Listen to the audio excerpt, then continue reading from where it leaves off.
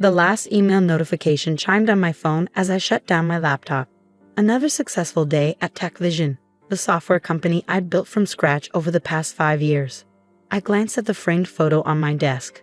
James and me on our wedding day, his arm around my waist, both of us beaming at the camera. 5 years of marriage, 5 years of building this company together. At least that's what I thought. My name is Emma Chin, and at 32, I had everything I thought I wanted. A thriving tech company, a beautiful home in San Francisco, and a husband who supposedly supported my dreams. But that night, as I packed up my office, I had no idea my whole world was about to implode. Working late again? James's voice made me jump. He stood in the doorway, hands in his pockets, watching me with an expression I couldn't quite read. Just wrapping up, I said, gathering my things. The new client presentation went well. They're excited about the security features we've added to the platform. He nodded, but something felt off. James had been acting strange lately, distant, secretive. I brushed it off as stress from work, but tonight felt different. We need to talk, Emma. His tone sent a chill down my spine. I sat back down, my heart racing. What's wrong? I'm leaving. He stated it simply, like he was announcing the weather, and I'm taking control of TechVision. For a moment, I couldn't process his words. What are you talking about? This is my company. I founded it. He laughed, a cold sound I'd never heard from him before. Oh, Emma, sweet, naive Emma. You really think you could have built all this without me? My connections? My expertise? I coded every line of that platform myself. I shot back, anger rising in my chest. I pitched to every investor. Using my network, he cut in. Face it, Emma, you're nothing without me. And now, he pulled out his phone, showing me an email. The board has voted. Effective immediately, I'm the new CEO. My hands shook as I read the email.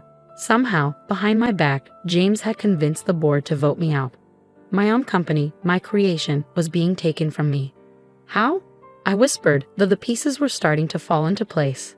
The late nights at the office, the secretive phone calls, the way he'd insisted on handling all the legal paperwork when we brought on investors.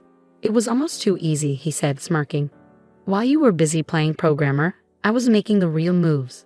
Building relationships, securing loyalties. They all know you're just a diversity hire anyway. The female Asian founder who makes good press. But the real power, that's always been me. I stood up, fury coursing through my veins. You can't do this. I'll fight you. With what?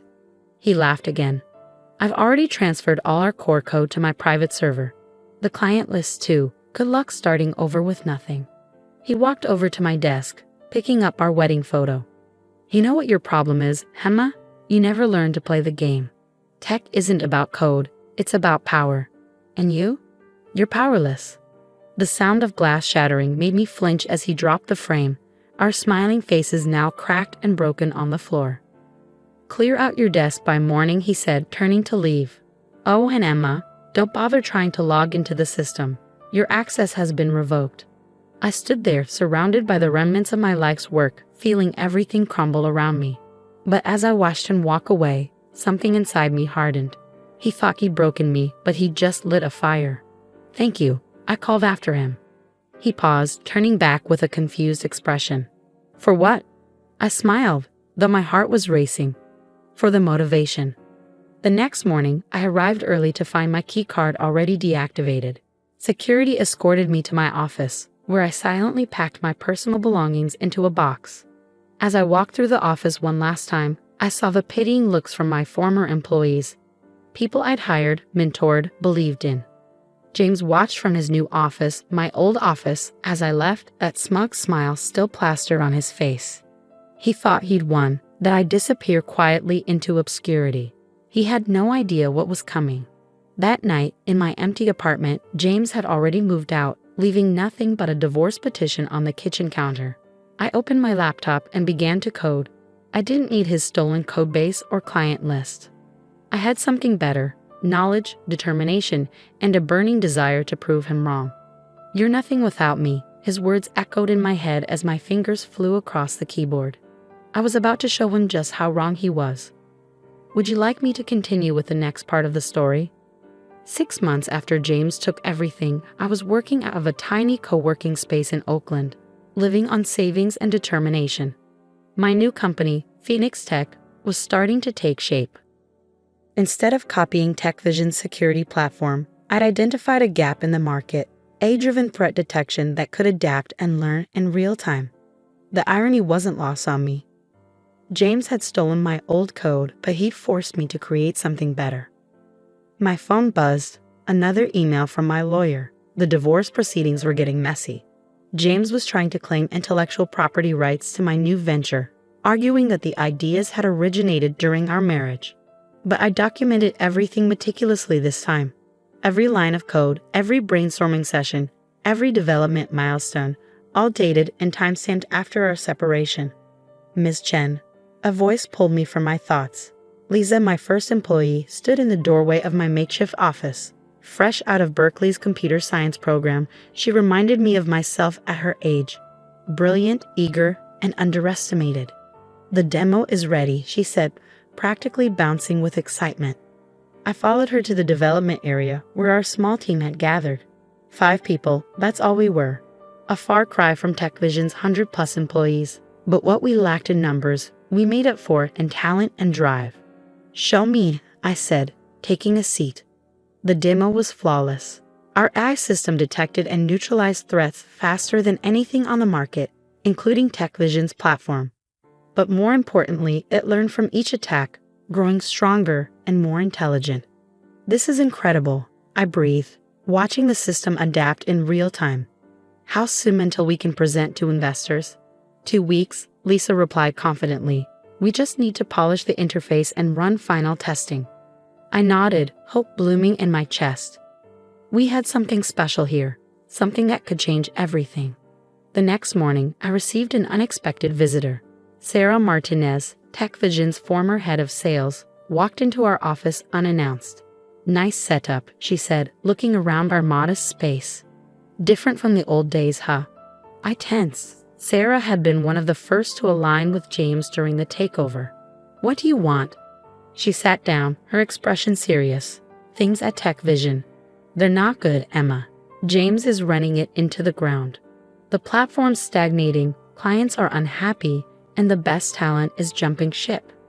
And I kept my voice neutral, though my heart was racing. I heard rumors about what you're building here. She leaned forward. Word is, it's revolutionary. I want in.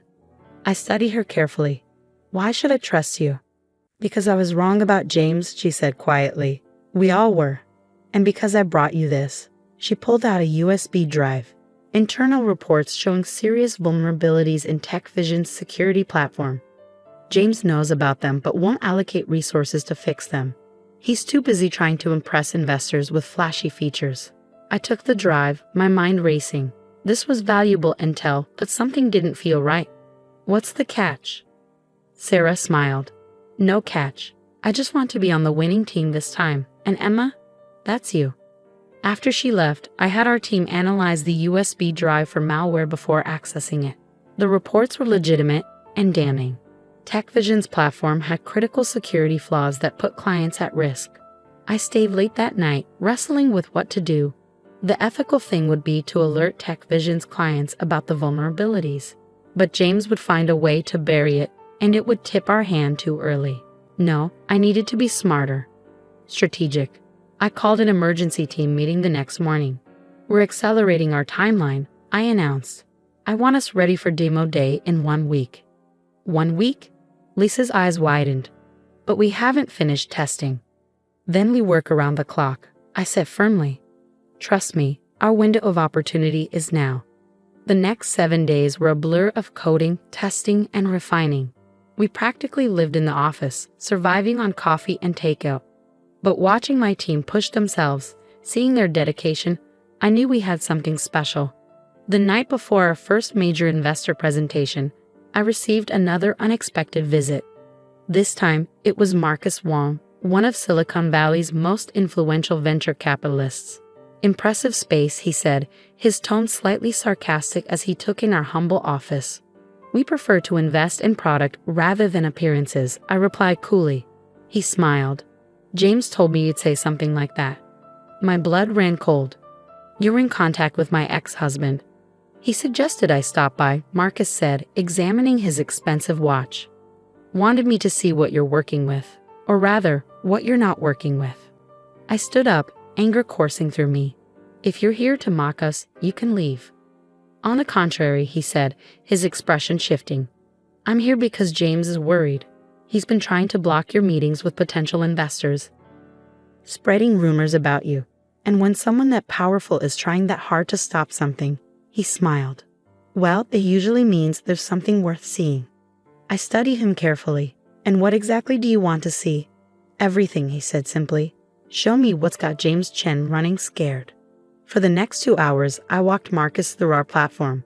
I showed him the AI's learning capabilities, the adaptive security features, everything we built from scratch. When we finished, he sat back, silent for a long moment. How much are you looking to raise? He finally asked. 5 million, I replied, for 20% equity. He shook his head. Not enough. You need to think bigger. He pulled out his phone, typing quickly. I'm transferring 10 million right now for 15%. I stared at him stunned. Why? Because revenge is a powerful motivator, he said, standing up. But what you've built here, this isn't about revenge anymore. This is about revolution. As he walked out, my phone buzzed with a transfer notification. $10 million. Enough to scale, to hire, to finally compete with Tech Vision on equal footing. I immediately called Lisa. Get the team in here. We're going shopping for a real office. The next morning, as we packed up our little space in Oakland, I found our first whiteboard covered in early sketches and ideas. At the top, in my handwriting, nothing without him. Watch me. I smiled, taking a photo before erasing it. Phase 1 of our journey was over. Phase 2 was about to begin. With Marcus Wong's investment, Phoenix Tech transformed overnight. We moved into sleek offices in downtown San Francisco, hired top talent, and accelerated our development timeline. But the real game changer came 3 months later when the cybersecurity world was rocked by a massive data breach. TechVision's platform had failed catastrophically. A vulnerability, the same one Sarah had warned me about, left dozens of major corporations exposed. Client data was compromised, stock prices plummeted, and the tech media was having a field day. I was in a meeting when James called. What did you do? He demanded, his voice shaking with rage. I didn't do anything, I replied calmly. Your platform's vulnerabilities did this to you. You knew about them. You could have warned us. Like you warned me before stealing my company? I couldn't help the satisfaction in my voice. Besides, I did try to warn you. Sarah Martinez brought those reports to your attention months ago. His silence told me everything. Face it, James, you were so busy playing power games that you forgot the most important thing. Building something that actually works. The next few weeks were chaos in the tech world. TechVision's clients were jumping ship en masse, desperate for a secure alternative. And there we were, Phoenix Tech, with our revolutionary AI-driven platform ready to step in. Our first major client was Goldman Sachs, formerly TechVision's biggest account. When their CTO saw our demo, he signed on the spot. Others followed quickly: Microsoft, Oracle, Twitter. Each success felt like a vindication. Then came the moment that made it all worth it. I was being interviewed by TechCrunch about Phoenix Tech's mid-work rise when the reporter asked about James. Your ex-husband's company is struggling, she said. Any comment on TechVision's recent troubles? I smiled, thinking of that night in my office when he told me I was nothing without him. Innovation doesn't come from power plays or corporate politics, I said. It comes from passion, determination, and the willingness to start over when necessary. TechVision forgot that. We didn't. The article went viral. Within hours, Phoenix Tech's valuation hit $1 billion. We were officially a unicorn. That evening, as I stood in my new office overlooking the bay, Lisa knocked on my door. There's someone here to see you. It was James. He looked different, tired, defeated. The arrogance was gone from his stance. I'm selling TechVision, he said without preamble. I raised an eyebrow. And you're telling me this because the only serious offer is from Cisco, and they want you to run it. He laughed bitterly. Ironic, isn't it? They want to merge it with Phoenix Tech, under your leadership. I let his words sink in. Everything had come full circle. You know what the funny thing is, James? I said, walking to the window. None of this would have happened if you hadn't betrayed me. You gave me the greatest gift possible, the motivation to build something better. He stared at me, realization dawning in his eyes. You planned this. All of it. No, I corrected him. I just worked harder than you, built better products than you, led better than you. Everything you accused me of not being able to do without you. I did it. And I did it better. After he left, I called an all-hands meeting, looking out at my team, now over 200 strong. I felt a surge of pride. Phoenix Tech started as one woman's revenge story, I told them. But it's become something much bigger. We're not just a company. We're proof that sometimes the best success stories start with someone telling you you'll fail. 2 weeks later, I signed the acquisition papers. TechVision, the company that had once been stolen from me, was now a division of Phoenix Tech. The price tag? $500 million, a fraction of our valuation. James's name wasn't anywhere on the new organizational chart. That night, as I packed up my old wedding photo, the one he'd shattered, I finally felt at peace. The broken glass had been replaced, but I kept it as a reminder, not of what I'd lost, but of what I'd gained: strength, independence, and the knowledge that I was never nothing without him. I was everything without him. And that was worth more than any revenge. As news of the acquisition spread through Silicon Valley, I received hundreds of messages from women in tech, sharing their own stories of being underestimated and overlooked. Each one reinforced what I'd learned. Success isn't about proving others wrong, it's about proving yourself right.